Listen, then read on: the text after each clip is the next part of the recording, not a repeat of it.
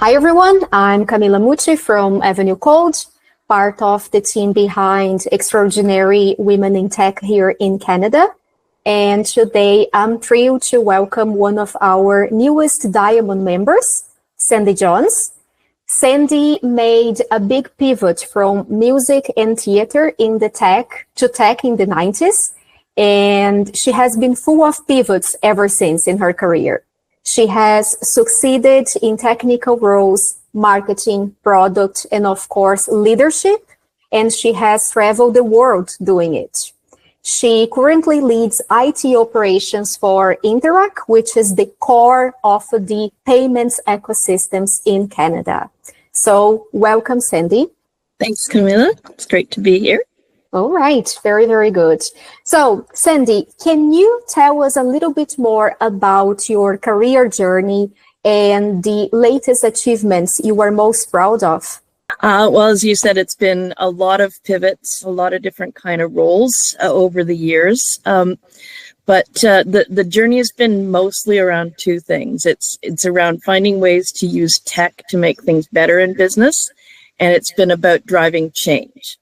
And so everything I do, I come at with that kind of perspective. And like you said, I've sat at different roles around the organization to do that. So at this advanced stage, a few decades in, I've got a really sort of broad view that helps me inform things.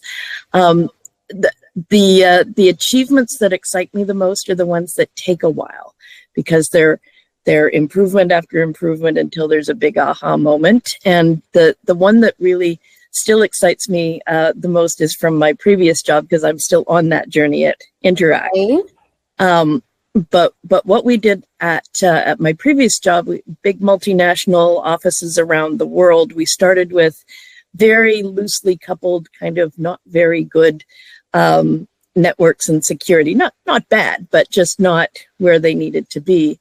And over about 5 years, we built and built and built.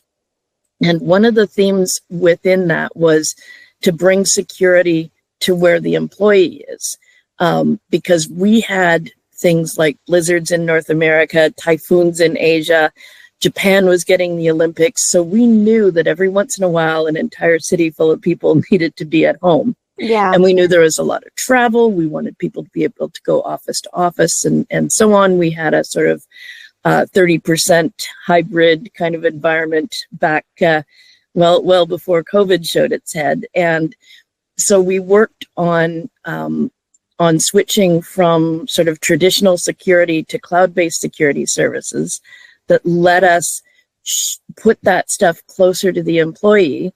And it made for better performance. It was cheaper. It increased security. So we did layer after layer over about 5 years. And then suddenly we woke up one morning with COVID and they said, everybody go home.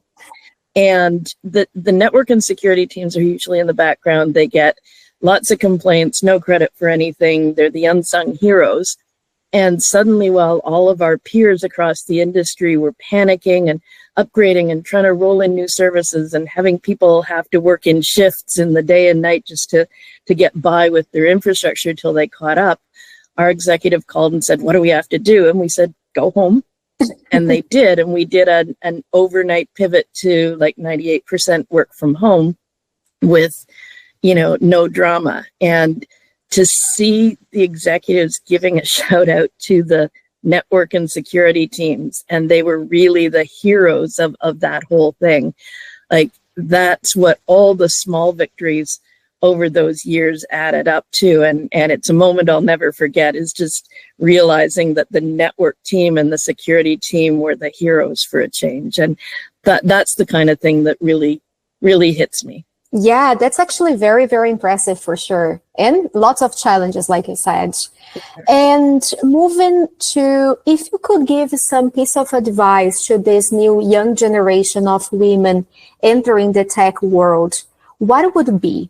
Be brave. Okay.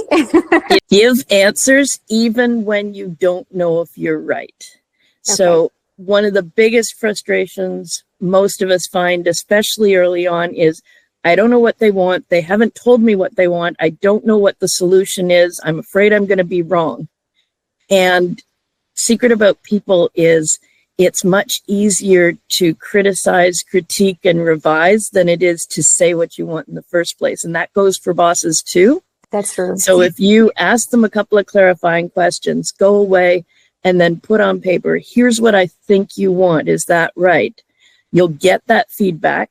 You'll be seen as somebody who actually finds a way to move forward. And by doing that, you'll also start to get a better sense of what they want and predict better. And it takes a lot of people years and years and years to figure that out. That's my number one. Just be brave, put forward a potential solution, and go from there. Yeah, very, very good advice. I like that. Okay, so Sandi, thank you so much for taking this time to talk to me today and for sharing this amazing story. I'm sure that you have way more things to share, like considering your great experience. And I have to say, we are so proud to have you as part of our Diamond Initiative here in Canada.